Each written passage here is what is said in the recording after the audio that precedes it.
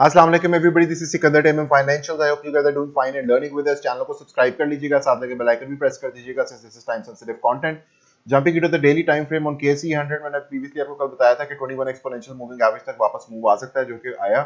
और उसके साथ ही अगर हमारे पास लोकल हाई फॉर्म होता है तो हमारे पास डाइवर्जेंस ऑन द चार्ट जो है वो रहेगी बिटवीन दिस पॉइंट, ये जो हमारे पास पॉइंट बना था ऑन 1 मार्च, और जो भी उसके नीचे जब तक पॉइंट पे इस पॉइंट के नीचे एक लोकल हाई बनेगा तब तक हमारे पास डाइवर्जेंस रहेगी। लेकिन इस पॉइंट को क्रॉस करते ही डाइवर्जेंस जो है उसका खर्चा एटलीस्ट टल जाएगा, क्योंकि आरएसआई काफी ऊपर आ चुकी है। यहाँ पे एक बेहतर बात यह है कि 50 लेवल के अब ऊपर है आरएसआई, और generally we are bullish when we are above the 50 level.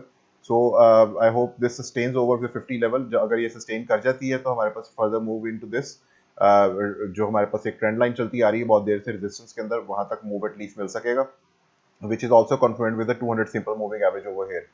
ठीक है, वीकली टाइम फ्रेम पे अब हम काफी क्लोज है, सिर्फ 2 दिन रह चुके हैं क्लोज होने में। अगर हमें वीकली क्लोज जो है 43,700 पॉइंट से ऊपर मिल जाता है, तो हमारे पास एक लोकल लो फॉर्म हो जाएगा, और लोकल लो फॉर्म होने के साथ हिडन बुलिश डाइवर्जेंस कंफर्म हो जाएगी on the weekly chart, which is also an evidence कि हमारे पास इस रेजिस्टेंस के अंदर दोबारा एक मूव मिल सकता है। ब्रेकआउट होगा या नहीं होगा, of course time will tell. Hourly time frame में चल के देखते हैं। आवरली टाइम फ्रेम में हमारे पास जो 200 सिंपल मूविंग एवरेज है, कल मैंने आपको बताया था कि दिस शुड होल्ड, और अगर ये होल्ड नहीं करती तो हमारे पास जो ऑरेंज 50 सिंपल मूविंग एवरेज होगी, that should be the key level.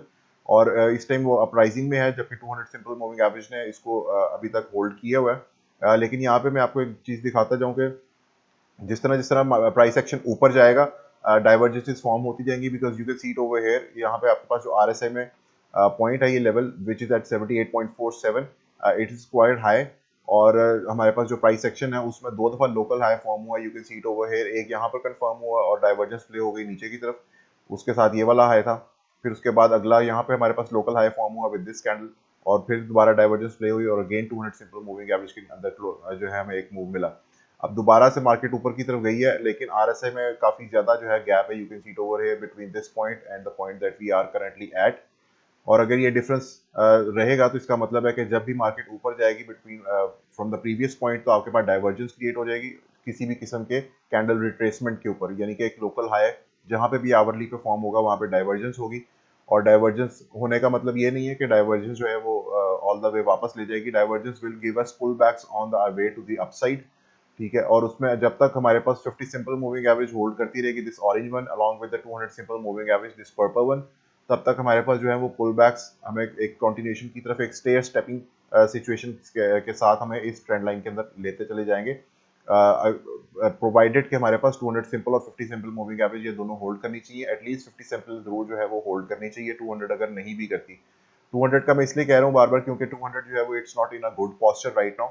इसको दोबारा ऊपर की तरफ इंक्लाइन पोस्चर गेन करने के लिए थोड़ा टाइम चाहिए होगा, विच मीन्स के प्राइस एक्शन इसके ऊपर उतना इतनी देर रहे।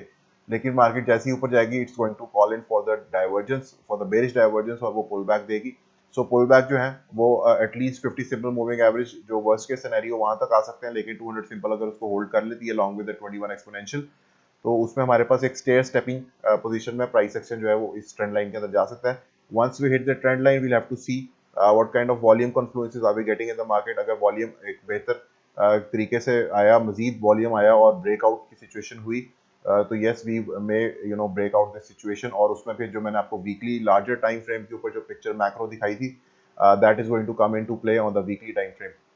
सो so far so good. So 50 के ऊपर लेवल के ऊपर आरएसआई सस्टेन अगर कर जाती है डेली टाइम फ्रेम में, हमारे पास इंपॉर्टेंट लेवल जो है that is going to be this one, जो हमारा प्रीवियस आया था, क्योंकि उससे नीचे हमारे पास डाइवर्जेंस का खतरा रहेगा। और अगर ये टेक आउट हो जाता है समवेयर अराउंड एट 44,975, या इसको मजीद डिटेल में देख लेते हैं। This is somewhere around yes 44,960 approximately. अगर ये टेक आउट हो जाता है तो yes we can further go into this trend line. और इस ट्रेंड लाइन में जाने के बाद फिर ब्रेकआउट की सिचुएशन को देखना होगा कि ब्रेकआउट अगर होता है या नहीं होता।